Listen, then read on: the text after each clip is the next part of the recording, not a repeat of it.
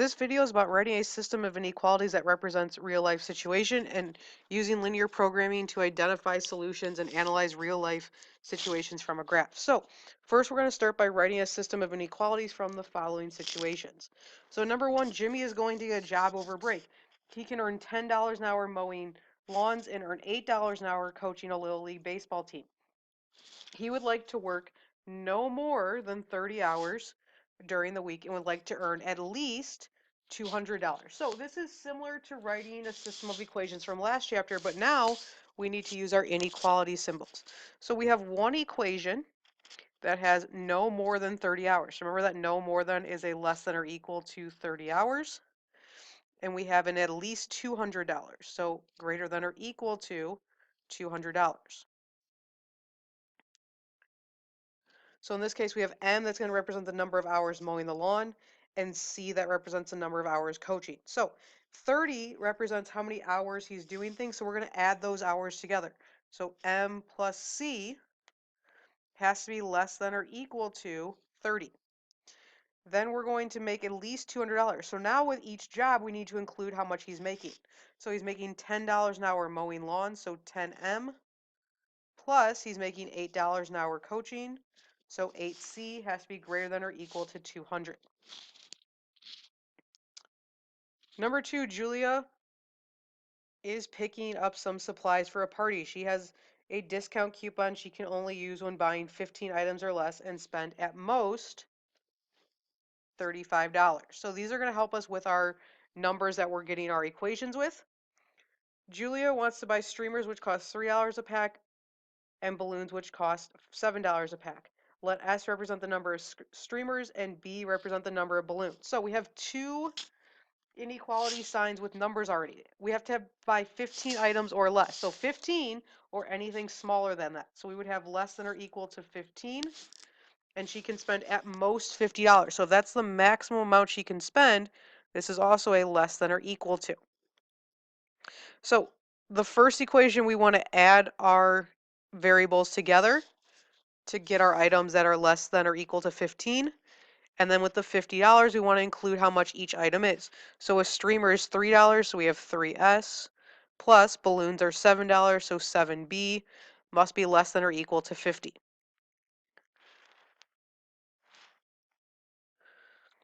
Number three, you are trying to earn money for a sports camp this summer. Your parents tell you that they'll give you $15 an hour to clean out the garage and $10 for every hour you babysit your younger brother. Your parents tell you that you have to do at least 8 hours of work a week, and they say they will pay you at most $150. So we're going to let X represent the number of hours cleaning and Y represent the number of hours babysitting. So they've already given us our equations and turned them into Y equals form and represented them in this graph. So this is called a linear programming type of problem. And the general rules for a linear programming is that the darkest portion is called the feasible region.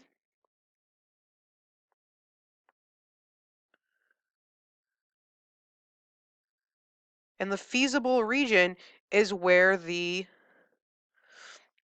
solution set is. So in this picture over here, our feasible region is going to be this dark green, which on your paper looks like the darkest section of the graph. So the vertices of the feasible region are going to represent our max and mins for the problem. So in this case, we have 4 corners, and these are going to either represent a maximum of making money or a minimum of making money, depending on what we're looking for.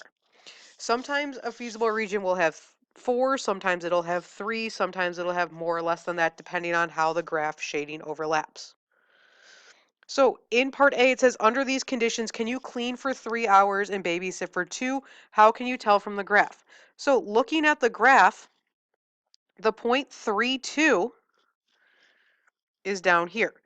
This would not be a point in our feasible region because our feasible region is this dark green area, which means that we would not be able to do that based on the conditions of what's happening. which also makes sense because this equation says that we have to work 8 hours or more. If you only did 3 in 2 hours, that's 5 hours. So how can you tell from the graph? We would say no, because it's not in the feasible region. The point is not in the feasible region.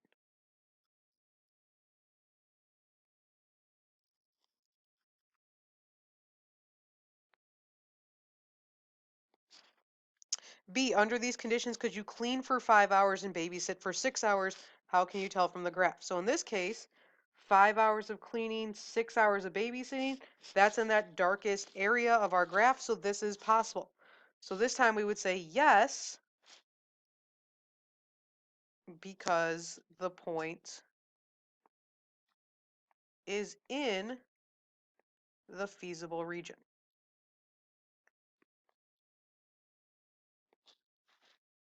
How much money would you make if you cleaned for 5 hours and babysat for 6 hours? So remember that this equation is representing the money that we are making. So you make $15 an hour for cleaning and $10 an hour for babysitting. So we're going to multiply 15 times 5 plus 10 times 6. And then we can just use a calculator. 15 times 5 is 75. 10 times 6 is 60. So you would make $135. So we're going to write that in a sentence. You would make $135 for cleaning for 5 hours and babysitting 6 hours.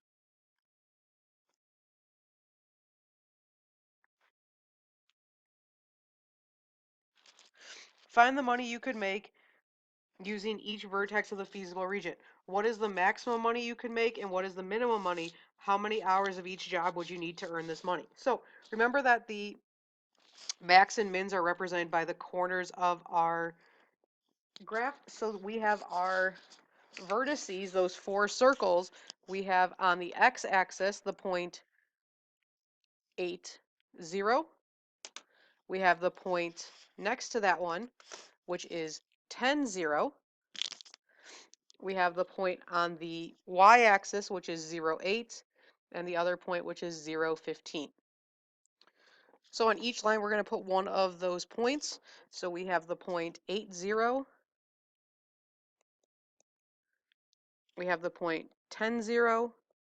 We have the point 0, 8.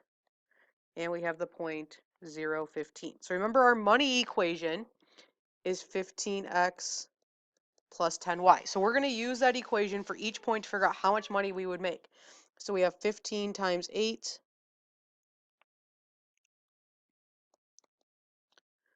plus 10 times 0. And when we multiply 15 times 8, we get $120. Then we have 15 times 10 plus 10 times 0, which is $150. We have 15 times 0 plus 10 times 8, which is $80. And we have 15 times 0 plus 10 times 15, which is $150. So what is the minimum amount of money we can make? Well, the minimum is the lowest, which is 80. So remember that this is our X for cleaning and Y for babysitting. Remember from our graph, we have our jobs, X and Y. So you could make a minimum of $80 by babysitting for 8 hours.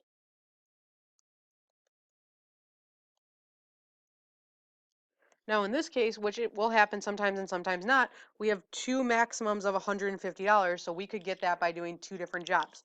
So you would make a max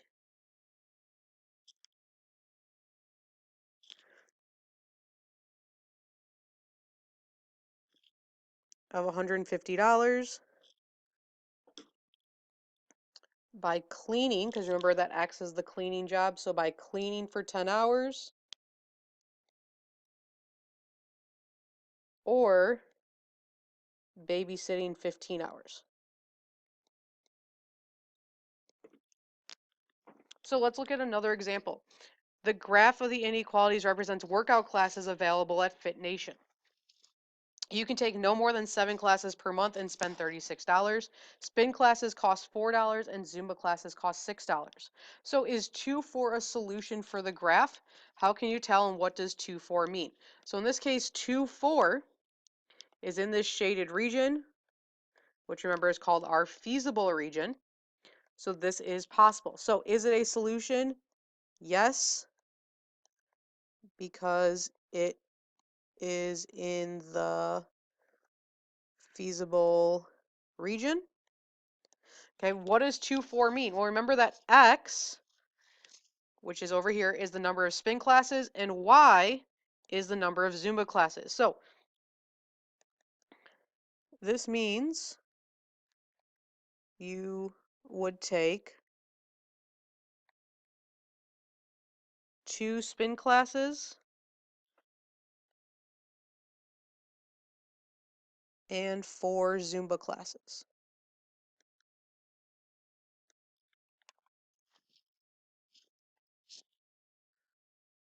Part B, under these conditions, could you take 6 spin classes and 1 Zumba class? How could you tell from the graph?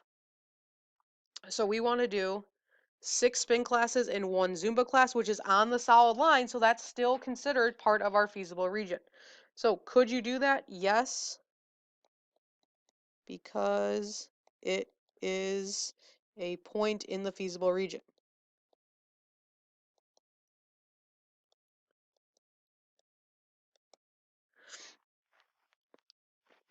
And the next question then says, how much would you spend to do that? So remember that this is our spending equation. It's $4 per spin class and $6 per Zumba class.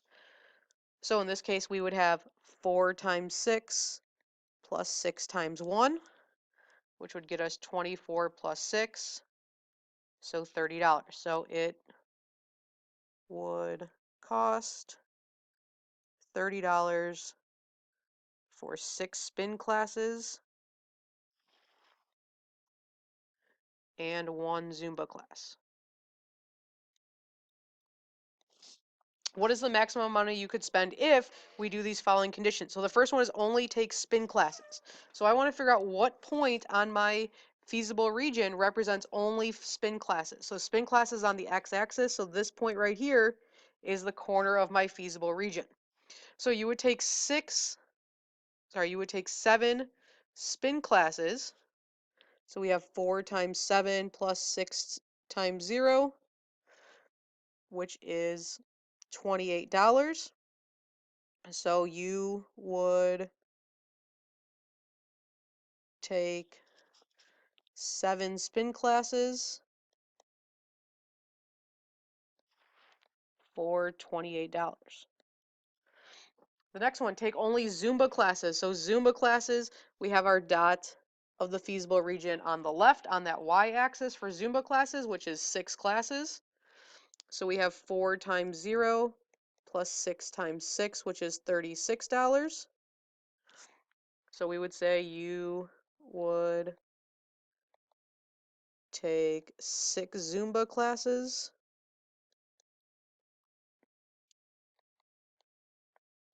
for $36.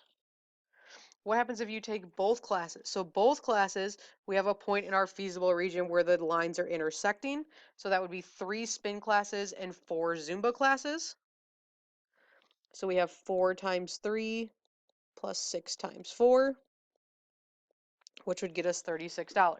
So you would say you would take 3 spin classes and 4 Zumba classes for $36.